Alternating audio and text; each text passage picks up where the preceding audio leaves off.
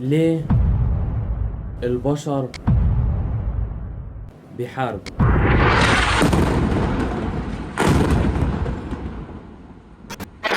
انا وصغير كنت شايف انه في مجموعة من الناس ما يستحقش ان هم يتقال عليهم بشر زي كده، وده بسبب ان قراراتهم دي بتؤدي لانهاء حياة الالاف من الناس، بل ممكن ساعات الملايين من الناس. يعني بمنتهى البساطة اتنين حكام متخانقين مع بعض ومش هجيبهم بعض لأي أسباب أيا كانت، مش هنخش في أي تفاصيل سياسية، ولكن في النهاية الموضوع بينتهي على إنه الدولة دي دخلت حرب مع الدولة دي، والآلاف من المواطنين والآلاف من الناس اللي ملهمش ذنب في الحوار ده بيموتوا وحياتهم بتنتهي بسبب خلاف ما بين الدول. أصل اللي بيحصل دلوقتي في العالم من حروب لدمار لسياسات دولية نتيجته في النهاية حاجة واحدة بس. دلوقتي في أشخاص معاهم الصلاحية إن هم يدوسوا على زر واحد بس ينهوا العالم ده كله، نووي أو اتنين هيخلصونا على الدنيا دي كلها. في سؤال هيجي في دماغك، هو الحكام بيجيبوا الأسلحة أو النووي منين أصلا؟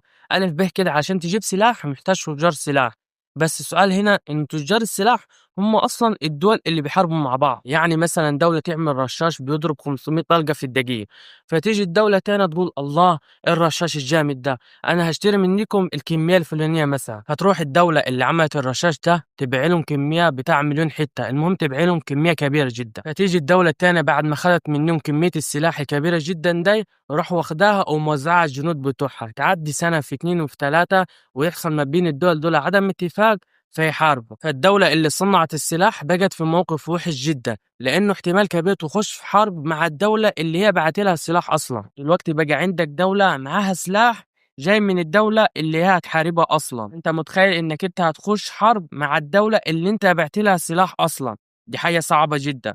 زي بالظبط اتنين أطفال بيلعبوا كورة مع بعض، واحد خد الكورة راح اداها للتاني، فالتاني خدها راح رماها في وشه. وانا دلوقتي هوريك قد ايه الحروب دي ممكن اثرها يمتد لسنين، واثرها ده بقى صعب جدا بالنسبه للدول وبالنسبه للشعوب. دي قنبله نوويه، احد اخطر سلاح ان لم تكن اخطر سلاح في العالم. دلوقتي لو حصل لا قدر الله ان في دوله اتضرب عليها نووي، والنووي ما كانش كبير قوي، حجمه بحجم قنبله متوسط او صغنونه كده، بعد الانفجار على طول اي حد كان حوالين القنبله بحوالي كيلو ونص فهو هيتحول لرماد ومش هيبقى منه أي حاجة. لو كبرنا الدايرة شوية وخليناها حوالي 30 كيلو متر حوالين الانفجار، أي حد كان موجود في المنطقة دي فجلده هيتحرق حرق خطير جدا وممكن يؤدي إنه هو يموت. بعد الدايرتين اللي لسه عاملين بحوالي 5 كيلو متر هيحصل ذبذبات صوتية قوية جدا من الانفجار، وغالبا الجزاز بتاع العماير هيتكسر وممكن العماير توقف والكهرباء هتقطع والإنترنت هيوقف ومش هيكون في شبكة علشان تتصل بأي حد. وبعد كل ده عايزين نحط حاجة كمان للليستة، احتمال يعني مش أكيد إن هو يحصل زلزال بقوة 6 ريختر وفي مباني هتوقع، احتمال مش أكيد. وبعد كل ده الإشعاع هيمتد لسنين طويلة، وغالبا في السنين دي الناس اللي هتأثروا من الإشعاع وهيروحوا باي 3 أو 4 أضعاف الناس اللي اتأثروا من الانفجار نفسه وراحوا باي برضه. فأنت متخيل 3 أو 4 أضعاف، عدد كبير جدا، ومش هيروحوا باي في ساعتها، لا ده هيقعدوا يتعذبوا لمدة طويلة وبعدين هيروحوا باي، وهيقعدوا يتألموا لفترات طويلة جدا بسبب الإشعاع. وبعد كده بتاع سنة أو شهر أو كام شهر كده هو وحظه وبعد كده يموت. فحرفيا هو بيروح باي بالبطيء. بنحاول نحسن من ألفاظنا عشان اليوتيوب ما يوديناش ورا الشلاحات. القصة دي كلها والدوامة اللي أنا دخلتك فيها علشان أوريك قد إيه إنه في ناس ممكن بكل بساطة ياخدوا قرار يموتوا الآلاف من الناس لمجرد بس مصالحهم السياسية والدولية، إنه هو مثلا حاكم فعاوز دولته تبقى كويسة.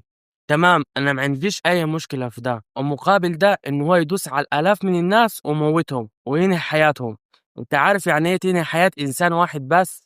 دي حاجة صعبة جدا، وأنا ما بقيتش عارف إزاي في ناس بيعدوا البشر كده 100,000 200,000 أرقام حرفية، ودي حاجة لازم ناخد بالنا منها. دول مش أرقام، دول بشر وربنا كرم الإنسان واداله قدره، فإن إحنا لازم نحترم ده وما نروحش نحطه كده كرقم وخلاص. والسبب التاني للحوار اللي أنا كنت بهر فيه إن هو احتمال، وده من وجهة نظري، إن هو يحصل حرب عالمية تالتة قريبة. وده مش تنبؤ ولا أي حاجة، ولكن أقصد من اللي إحنا شايفينه حوالينا من أجواء سياسية لمشاكل لحروب، إن هو يحصل حروب ما بين الدول الكبيرة ونحن نتأثّر منها، أيًا كان هيحصل بقى، هيحصل نوّة، هيحصل أي حاجة أيًا كانت، بس اللي عايز أتكلّم فيه إنه في ناس كتيرة على السوشيال ميديا بيتكلّموا على إنه أنت المفروض لازم تاخُد احتياطاتك ولازم تحذر والكلام ده، أنا ما عنديش مشكلة في ده، ولكن الناس دي نسيت حاجة مهمة جدًا، واللي أنا شايفه من وجهة نظري من الكلام ده كلّه إنه ربنا بيدّيك علامة وبيقول لك ارجع له،